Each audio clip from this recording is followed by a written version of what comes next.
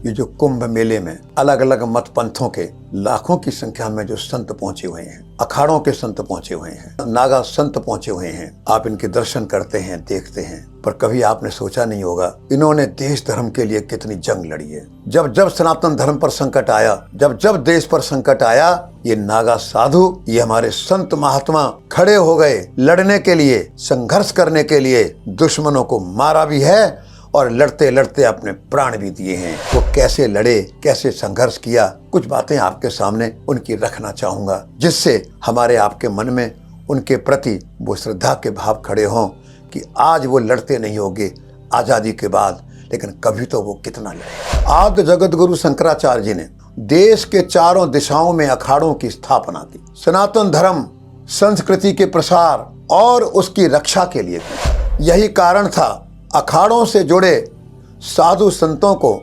शास्त्रों के साथ साथ शस्त्र की दीक्षा और शिक्षा दी, ताकि वे वैचारिक हमले का जवाब शास्त्रों से और हमलों का जवाब शस्त्रों से दे सकें। अखाड़ा के नागे सन्यासियों ने विदेशी हमलावरों से स्वयं भी लड़े और कई अवसरों पर राजाओं महाराजाओं की मदद भी की। उन्होंने उनका संघर्ष आध्यात्मिकता और वीरता का अनूठा संगम था। हमारे संत और नागा साधुओं ने दुश्मनों को मारा भी है और युद्ध के मैदान में धर्म देश की रक्षा करते हुए अपने प्राणों की आहुतियां भी दी। 1260 गुलाम वंश की सेना ने कनखल पर हमला बोल दिया।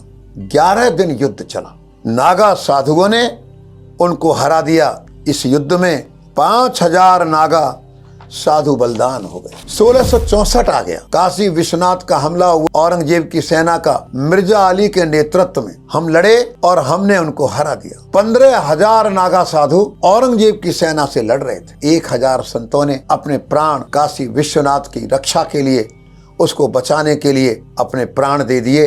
1669 में औरंगजेब ने दोबारा फिर काशी विश्वनाथ पर हमला बोला। हम तो उनको जानते भी नहीं है, पहचानते भी नहीं है, इतिहास में कहीं पढ़ा भी नहीं है। आओ उनको याद तो कर लें। दोबारा जब औरंगजेब की सेना का हमला होता है 1669 में, 40,000 नागा साधु रक्षा करते हुए, लड़ते हुए मारे गए। 18वीं सदी में अवध और प्रयाग में अफगानों का बहुत बड़ा उत्पात, बहुत बड़ी मारकाट, बहुत बड़े दंगे चल रहे। प्रयाग भी नहीं बचा था। 1751 में प्रयाग के संगम के तट पर हजारों नागा साधु एकत्रित हो गए। महेंद्र राजेंद्र गिरी के नेतृत्व में एकत्रित हो गए। चारों तरफ से हमला किया, मारा। जो कुछ थोड़े बहुत बचे उनको मारकर भगा दिया, परंतु प्रयाग को नुकसान नहीं होने दिया। 1756-57 मथुरा में नागा साधुओं की लड़ाई हुई अहमद शाह अब्दाली के साथ। नागा संतों को सूचना मिली अहमद शाह अब्दाली उनकी सेना ने हिंदुओं की मार काट की है, संतों को मारा है, मंदिर तोड़ रहे हैं। वो वहां पर पहुंचे, लड़ाई हुई, अब्दाली की सेना को मारकर भगा दिया। लेकिन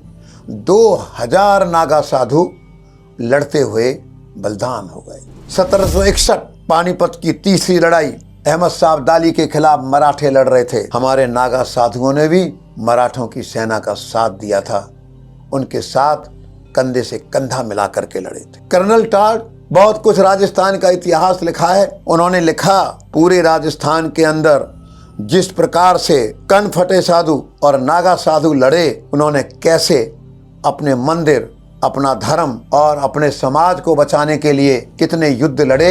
1640 हरिद्वार में हमारे नागा संतों की लड़ाई हुई मुगलों के साथ। संत जीत गए, बहुत बड़ी संख्या में मुगल सैनिक लड़ते हुए मारे गए। 1857 की क्रांति तो भाइयों और बहनों आप जरा पढ़ करके देखना, इसकी लड़ाई में कौन थे। स्वामी दयानंद सरस्वती, उनके गुरु ब्रजानंद जी, उनके और गुरु पूरण जी, उनके और संत साथी गोपी जी, एक पूरी संतों की टोली थी जो राजाओं को जगा रही थी, छावनियों में सैनिकों को जगा रही थी, हिंदू समाज पूरे देश की जनता को लड़ने के लिए तैयार कर रही थी। गुलाम है देश, लड़ना पड़ेगा आपको, हमको।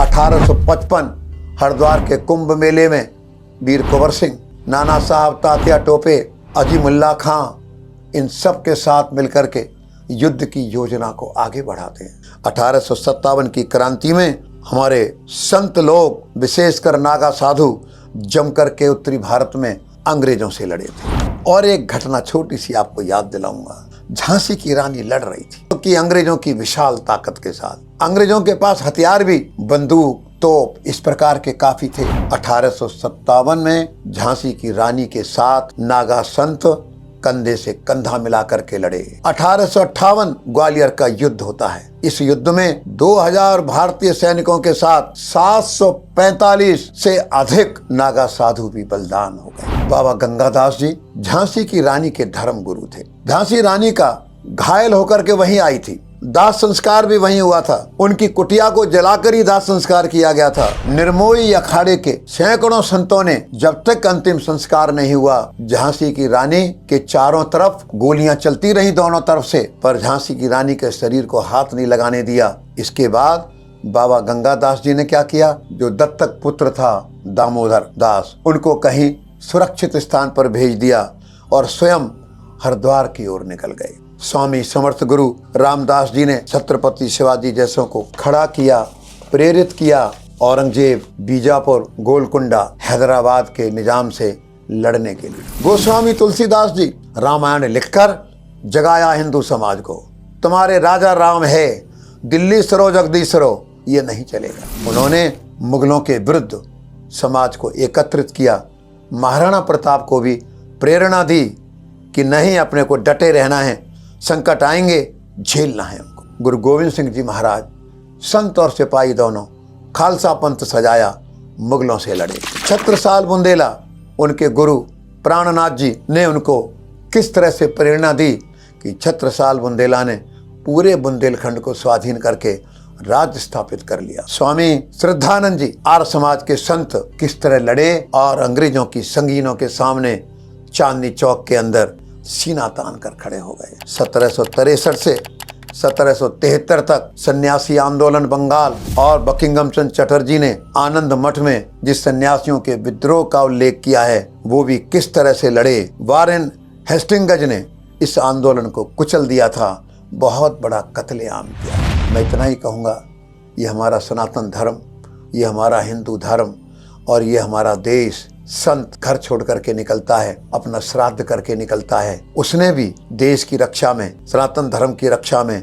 दुश्मनों से लड़ने में कभी पीछे नहीं रहा, हमेशा आगे रहा है। ये परंपरा बनी रहे। मैंने तो निकट से देखा है, विश्व हिंदू परिषद के द्वारा संचालित पूरा परिवार लगा हुआ था इस आंदोलन में। क्या हम महंत अवैधनाथ जी को भूल जाएंगे, नित्य गोपाल दास जी महाराज को भूल जाएंगे, पूज्य रामविलास जी वेदांती जी को भूल जाएंगे, जयपुर में निवास करने वाले आचार्य धर्मेंद्र को भूल जाएंगे, उमा भारती जी हों, साध्वी ऋतुम्बरा जी हों, कितने संत ऐसे थे जो इस आंदोलन में डट करके निकल आए और जिन्होंने किस तरह का आंदोलन छेड़ा कि आज जो राम मंदिर खड़ा है, इसमें संतों के मार्गदर्शन में, संतों की योजना से ही विश्व हिंदू परिषद ने काम किया है।